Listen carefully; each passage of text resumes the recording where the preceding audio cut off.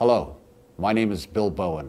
I'm the writer and director of the short documentary film you're now watching, and as well the full-length film which will follow and come out in the winter of 2009-2010.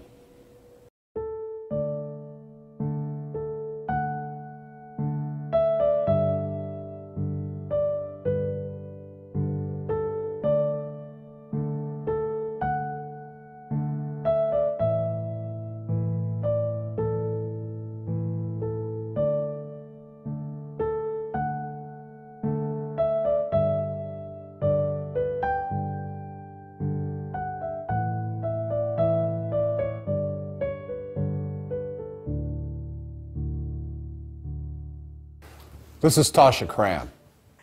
I found out that my daughter had been murdered a month after she died. At the age of 19, she had a baby, and the baby had a thyroidal condition that required a very expensive and specific type of medication. Tasha left Washington State because of an abusive relationship she was in, and she traveled to Oregon in order to try to obtain medical insurance for her child so that she could get that vitally needed medicine. Instead, the state of Oregon, CPS, charged her with medical neglect when she asked for that help and took her child from her. Tasha was told that her daughter would be placed either with the foster parents, who Tasha knew loved the little girl and would take care of her, or with her aunt in Washington State, who had a licensed medical foster home, and Tasha was quite comfortable with that. Instead, unbeknownst to her, the little girl was sent to live with an aunt and uncle of the abusive father in Mexico.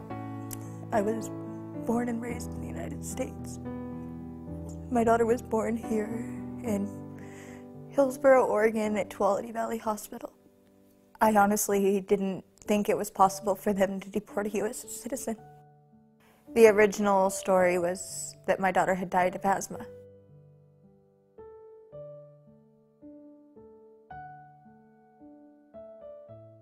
She's got a periorbital, which means around the eyes. That was purposeful. Somebody had hit that. A child to get bruises around the kidneys, somebody had to hit her. On the abdomen, somebody had to hit her. Lacerations to the kidneys, somebody had to hit her. Violent force trauma. It shows no self-defensive wounds, which means, you know, the girl has been used to this for a while, so she just allowed it to occur because it was her fault, she would think.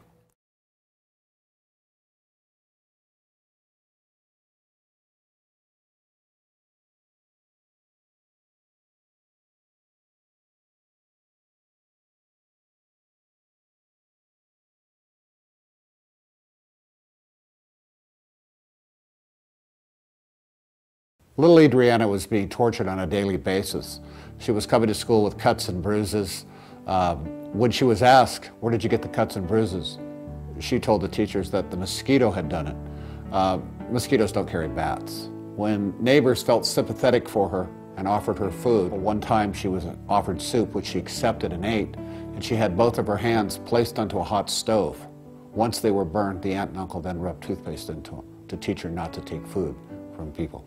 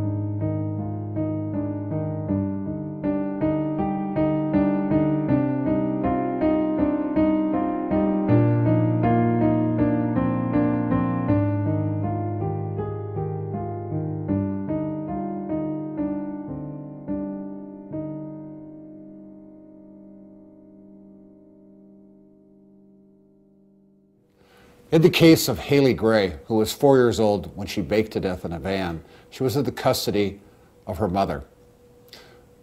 The ex-husband sued CPS, and the court and the jury ultimately found that CPS was 51% responsible for the death of little Haley, and that the mother was 49% responsible. DHS took into custody the 3 small sons of that same father, and they placed those 3 boys back with the very woman, the ex-wife, who'd had custody of Haley when she baked to death in that van.